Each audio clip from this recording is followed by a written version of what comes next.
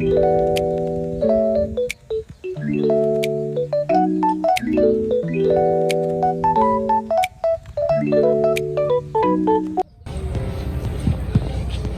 adlaw, we are a student from Northern Bukidnon State College, BSBA, major in Marketing Management.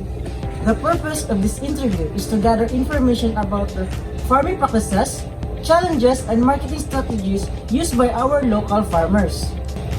Karon, among i-turn over ang interview sa among kauban. Maayong adlaw, aniata sa Miranda Manolo Fortich Bukidnon sa balay sa among interviewhon, si Ma'am Sarah Bahaw. Halina! Maayong adlaw, ma'am. Maayong adlaw po.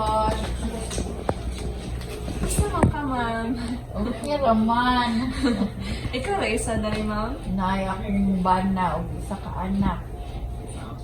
So, akong sugdan ang pag-interview sa inyo, ha, ma'am. Okay na, ma'am? Okay ra.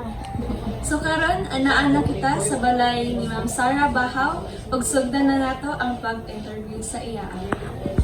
Unsay mga klase nga crops ang inyong ginatanong sa inyong farm mo? Nganong pala ang gipili na pagtanong niyo? Ay mais man ang gatanom kay kanang mao may di kuan sa akong bana kay ganan siya mais. Dili man ipatanom sa tag-iya ang bulangoy. Unsay mga methods of techniques sa inyong pagtanom ug pag-ani sa inyong farm? Ang kuan pagtanom ana ang primero magpadaro pamidaan dayon pagkahuman mag-spray sa sagbot na aya dahil minod papugas ng ang among ipugas mais dayon magbutang pod mi og fertilizer nga 14-14. Mora nga fertilizer Oo. inyong Kay ang urea kay ana naman sa pag 1 month na mag side risk. Manual ra ba mostly or naamoy ginagamit nga machine, ma'am, sa inyong pagtanong? Kuan na manual ra mga tao kay wala man may machine nga gigamit.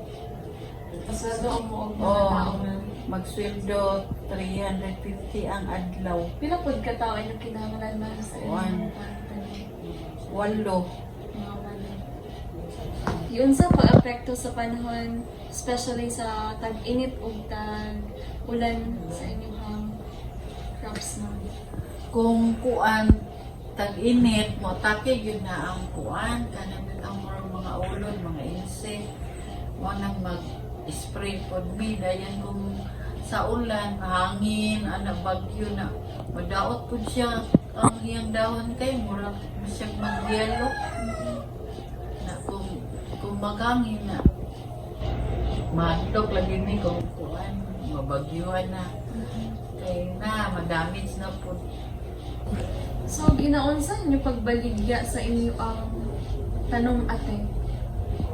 Dito ra na mo ibaligya ilang tan sa mamalitay. Sa Manolo? Oh. Okay.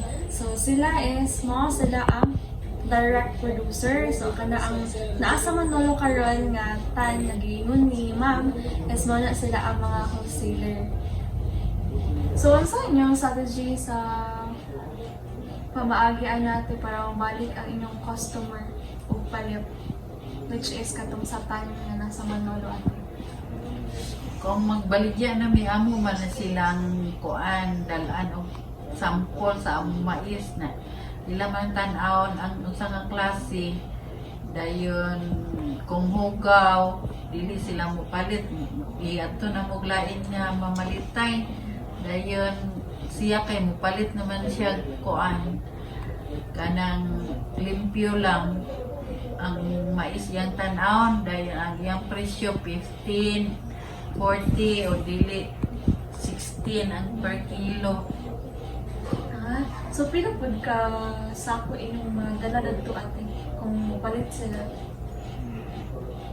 Kuan mga 130 kasako na ito. Nakadawat ba mo og support sa government ate? Wala. Kay wala man daw may grouping pa sa Damilag og mga farmers na association. Pero karon nagpatawag naman o kuan meeting, nagkamulo pa mi kuan elect og mga officer.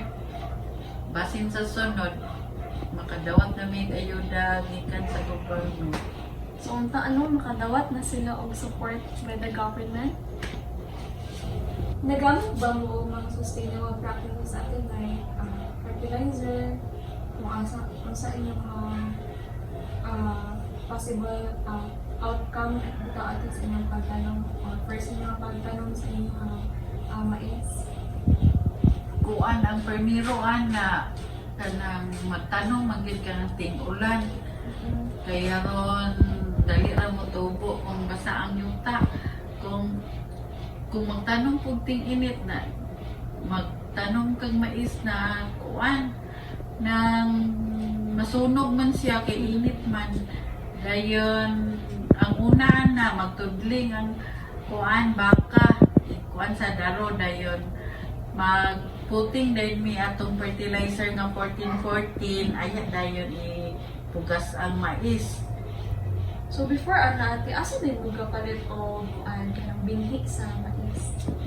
Diya mi lang tabako magpalit og binhi. Sa manualong?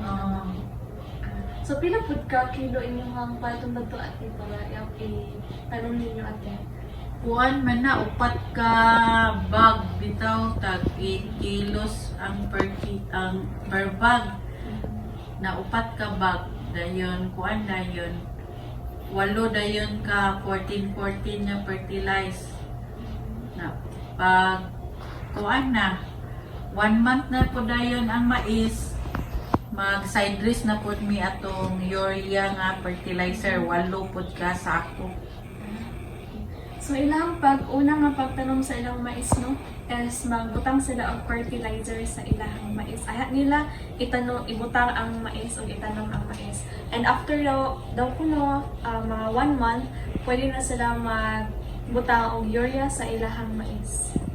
So unsay mga benefits nga inyong nabantayan kung magamit mo og sustainable farming ate? Kung may farming akong bana kay kanang wala naman siya nag-drive na diya na lang siya makuha sa iyang mga source of income. Pero kanang unsa na ngalan makaginan siya man og gamay pero may na lang kay makapagaling mi dayon napoy akong mga igsuon nga mangayo ako pong tagaan og pinagaling na bugas dayon ang mga silingan dayon kung magtanong na mi malipay pod ang mga mamugasay kay ingon man sila nga apil mi tibi og pugas kay may na lang makakwarta mi dayon kung mag-harvest na ako pong pagtagaan akong mga apo og akong duha ka mga anak na usahay ang uban amo nang ipamalit og among kuan na makoy maintenance nga tambal ang vitamins sa akong bana makakuan man pud ang mga kuan sa pag-uma. Ang pag-uma kanang dili man gyud kuan kanang forever ra gyud kay kapoy baya pud kanang sanang hago kaayo na ako gali kay kaundangon nagay ko na akong partner kay dili man siya mosugot kay may nalang kuno iyang kuan pero nabaya po ang ako king anak nga babae mingon mama ayaw pag undang ana mama kay maka-exercise daw ka o ang ako pong bana na may nalang makatanong-tanong og lagot mo din na pod sa mga daplin sa maisan pero may nalang po kay makapagaling makakonsumo man po na pag dool na saan mag-harvest, di magpagaling na po.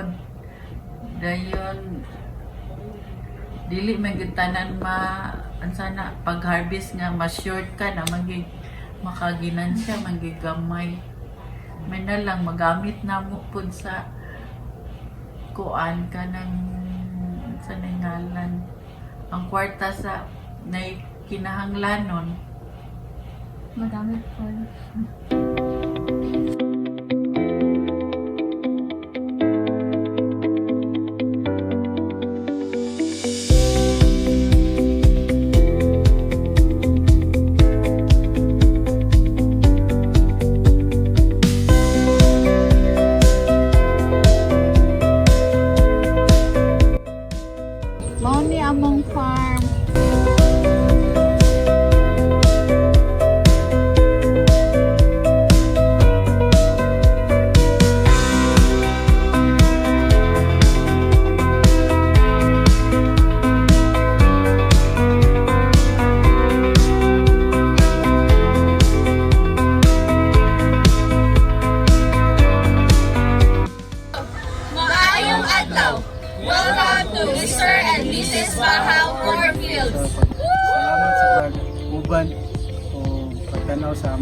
you. So we are signing off. Yay!